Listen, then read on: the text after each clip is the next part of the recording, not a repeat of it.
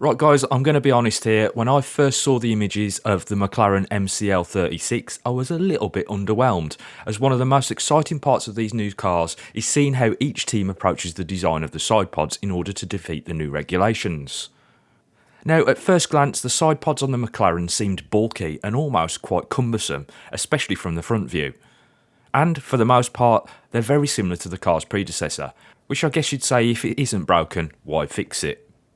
Anyway, after my initial disappointment subsided, I decided to take a closer look, and I actually got a lot more excited about this car, as it appears that McLaren might actually have a few tricks up their sleeve, even if they are trying to make us look the other way whilst they perform a card trick. Now, you're going to have to wait a little bit for me to get into those intricate details, as I want to get into the design of the MCL36's suspension first, which completely flips the script. We're going to dive in at the front of the car first, as it's something that we've known about since the fire-up, as the Inception-like footage of Zach Brown being filming the fire-up, inadvertently gave us the briefest of glimpses of the front suspension. And yes, as you've guessed it, we have a pull rod layout at the front. It's an arrangement that McLaren last used in 2013 as they attempted to find more performance in the MP428, having felt like they'd run out of development room with its predecessor.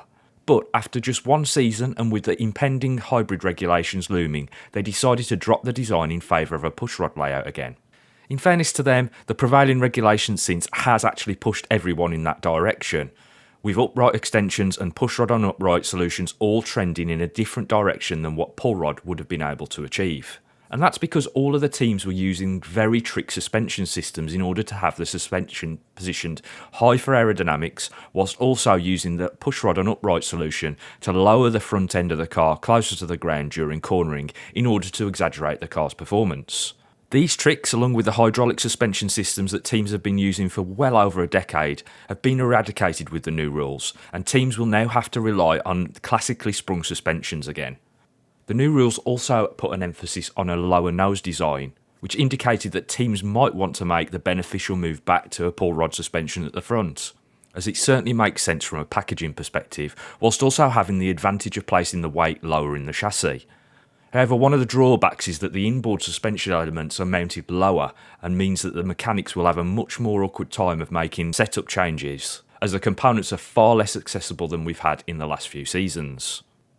Anyway, enough of pull rod suspension, quite literally, as where McLaren have flipped the script is at the rear of the car, with the MCL36 sporting a push rod rear suspension. Again, given the regulation change, this was something that was always on the cards, as the designers looked for the best way to clear the path for aerodynamics, and especially when we consider the size and how far forward the diffuser is in 2022 compared with previous years.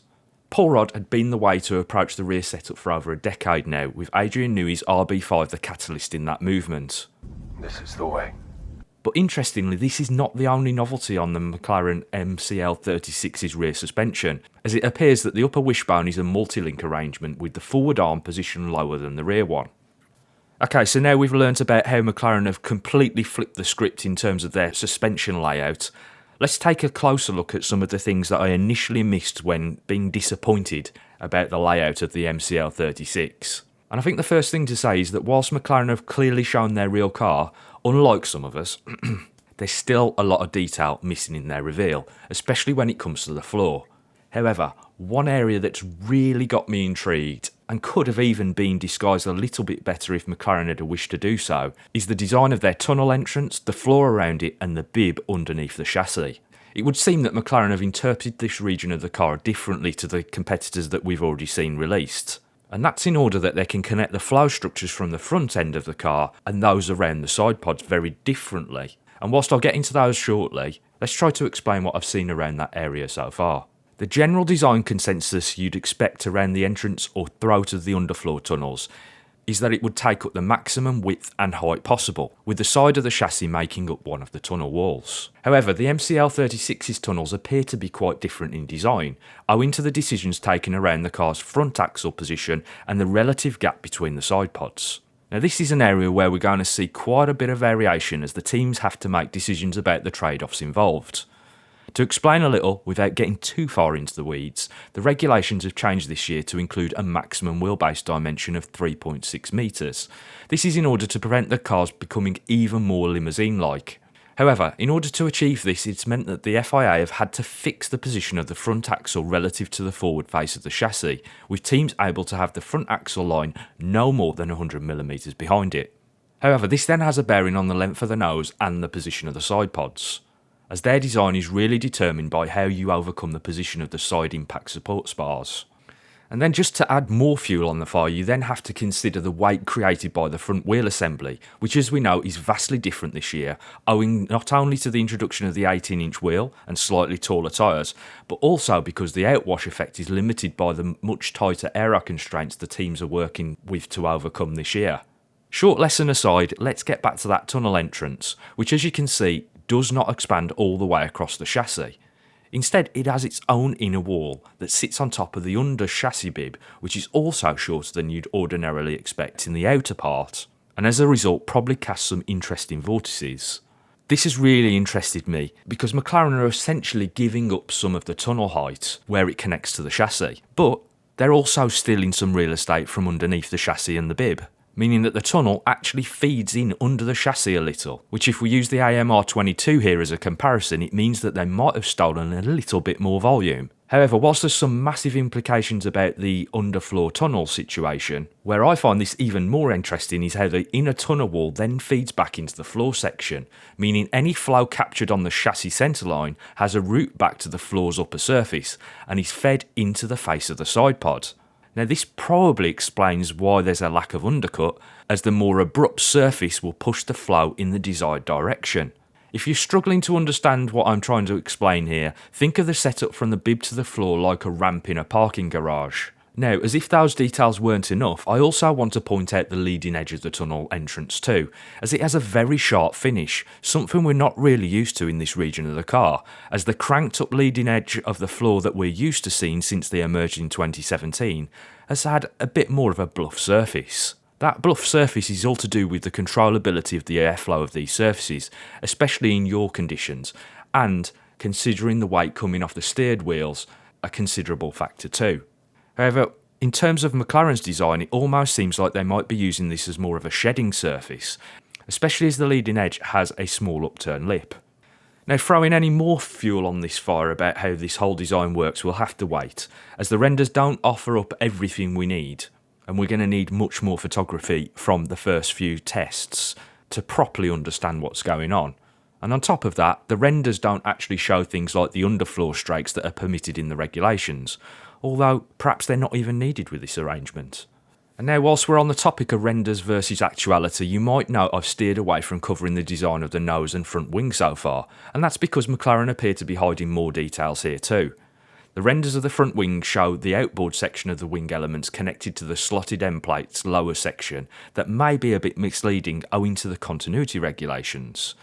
In the rendered images we get discontinuity between those two sections. Given this shot of the same area on the car in the studio is different, oh, and thank you Karen Chandok for that image, it's a little too early to draw too many conclusions, especially as we can see that that region is covered up in the studio shot. Nonetheless, I think that what we should take away from those shots when comparing them is that the outboard section of the wing bears more of a resemblance to the Aston Martin than the renders suggest, with the shape and the chord of the four elements very different in the studio shots, with a much heavier focus on creating outwash. From the studio shots you'll note just how much more chord the first two elements have, which is much more like the AMR22's version, and then that leads to a distinctly shorter pair of upper flaps in the outboard region. It's also interesting to note how the main plane arcs in the outer section too, which will feed flow into this region. As we take a look at the shape of the nose, there's an appreciable difference between the render and the studio shot again, with not only differences about how it connects to the nose, but also the studio version has the driver cooling hole in the nose tip. I think there's a huge amount of information there for you to absorb, but do you want some more details before I wrap up? Go on then, you've twisted my arm. Let's take a look at a couple of the other interesting details, starting with the front brake duct, which looks tiny on the face of it, but note how the entire fence sits away from the tyre sidewall slightly. This is something that we've seen teams do in the past, and not only will this have a bearing on the collection of air between the two surfaces, it also alters the behaviour of the airflow around the upper tyre weight deflector. And remember, that's a spec surface design.